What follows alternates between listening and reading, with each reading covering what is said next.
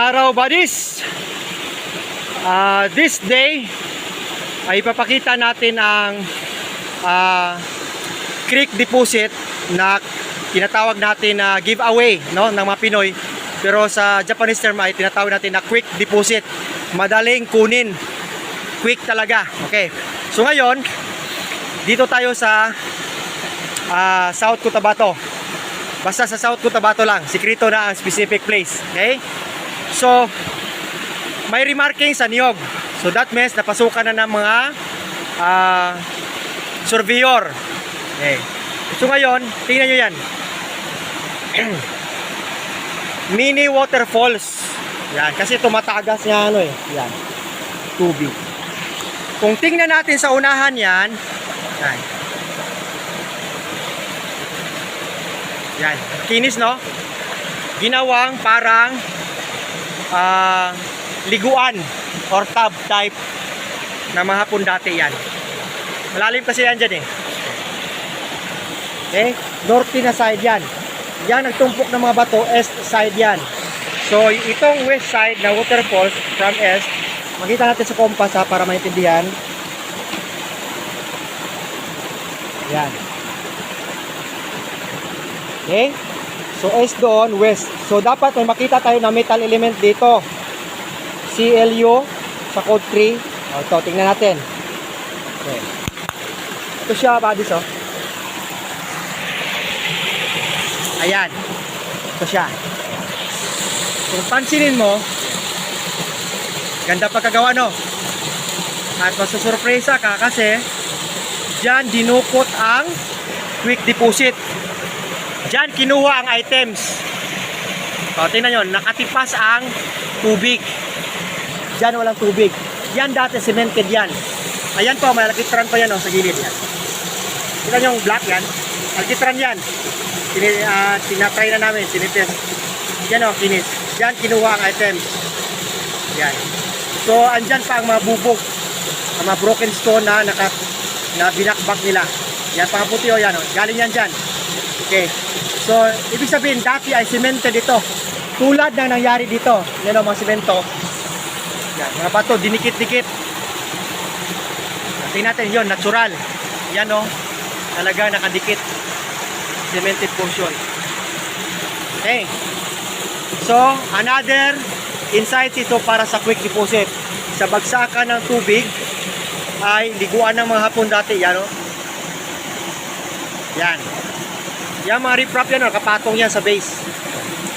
Tapos dyan naka-divert ang waterfalls, mini waterfalls. Saka dito sa gitna. Yan. Facing north. Okay. Dyan ang item. Yan. Ulitin ko, dyan. Okay. Ngayon ipapakita kong ibang markers. Dito tayo. Sa kabila. Ito yung sinabi ko sa inyo na nakadikit ang bato, di ba? You know? Cemented talaga. Ang ibang bato wala yan oh, normal. Dito na portion yan, dinikit. May hardener sa adhesive para hindi talaga masisira. Yan. Ito siya. Ayun. Okay? Bandang south, doon. Yan. I-check din natin yan mamaya. Yan o, nakatumpok. So, dito na. Yan. Una natin ng magandang angle ang swimming pool ng mga hapon. Team Cafe, Bansay! Bansay! Yes. Okay, dito, marker. Kakaibang marker to, buddies, na magdagdag na naman sa atin ang mga insights. No? Remember, ang vlogging natin ay para makatulong sa mga kapwa treasure hunter. Ito. Yan, same pa rin, cemented, no? So ito, pinakita ko na kanina, naka-riprap ito. Walang load dito. Yan. Ano makikita mo? Yan. Mayroon siyang metal element emblem. Yan. Parang letter C. Yan. Yan yun. Grab type. Itong sabi natin na grab type, mag-grab siya. Oh, mag-grab siya. Yan. So, ibig sabihin, dudukutin ang item. Grab. Yan. Malalim siya, oh. Pasok ang palad. Naka-grab, letter C. So, saan siya, ang item? Sa west side. Okay, pakita natin sa compass para maintindihan. Dito na ngayon. Bakit na-confirm natin na nakunan doon? So, dito tayo mag-compass, yan. 270 degrees west side, yan. S na ito dito. Ang grab type. So, galing dito 9 feet. Yan ang tatamaan. Ang dinukot na item dyan. Ito indication ng grab type. East to west alignment 357 pattern. Ayan. So, klaro. Okay? So, ngayon. Meron pa. So, galing dito 6 feet ito eh. No? Dalawang hakbang. Okay. Hindi na tayo makahakbang. Ganito na lang. Isa, dalawa. 6 feet. Anong tatamaan mo sa 6 feet? Na cemented on. Cemento pa rin na yan. Oh. May each code. Yung American G, isa. Yan.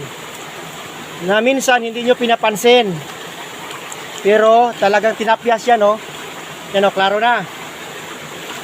Yan. That means isa. Isang hakbang patungo sa item. Dahil andun ang tinatawag natin na grab type marker. Okay. So ngayon dito na tayo. Aapakan natin tong code 1 or number 1 sa Japanese na H. So saan tayo apak? Patungo sa west. Okay? Oh. 0, no? 1, 0, 1, 0 kayo. 1. Okay, 1 step tayo. 1. Dito tatama sa bato na to na sentro ng dalawang mini waterfalls. Yan. Yan. Alam nyo na no? Harap. Dito dinukot sa ilalim ang item dyan mismo. Yan. Yan siya. Nakita nyo? Yan o. May letter C din. Dati ay ano yan? Air vent. No? Dahil ito nga yung mga basag-basag ay dito yung nakakaber. Tapos may letter C doon. So, coordinate marker na ginawang letter U, undernet ng grab type na letter C doon. No? Ito ko yan, no? May letter C pa nga zero. Yan. Yung dulo. Okay. So ngayon, ito na ang nakuna ng mga retrieval team. So, pasalamat pa rin tayo para sa kanila ngayon. No? Kasi may natitira pa naman ditong mga marami. Kasi yung mga slash sa niyog, ay ibig sabihin nga ay multiple deposit. So marami pa. Yun lang naman eh, targetin nila ang mga quick deposit. Mababaw. No, dito talaga samantalang gumawa sila ng swimming pool, nagbaon din dito ng special quick deposit. Para pagbalik nila may makukuha agad. So ayan buddies ha. Hopefully may natutunan kayo sa mga vlogging natin para sa mga tropa natin na gustong matuto sa treasure hunting. So yan ang kinukuna ng quick deposit under the rock. No, sa ilalim kasi yan eh. Then big boulder ang tinatapan na sinemento, then may waterfall side by side. Yun lang. Oh, this is Chris Sniper saying let's sleep and explore, then bansay! Bansay!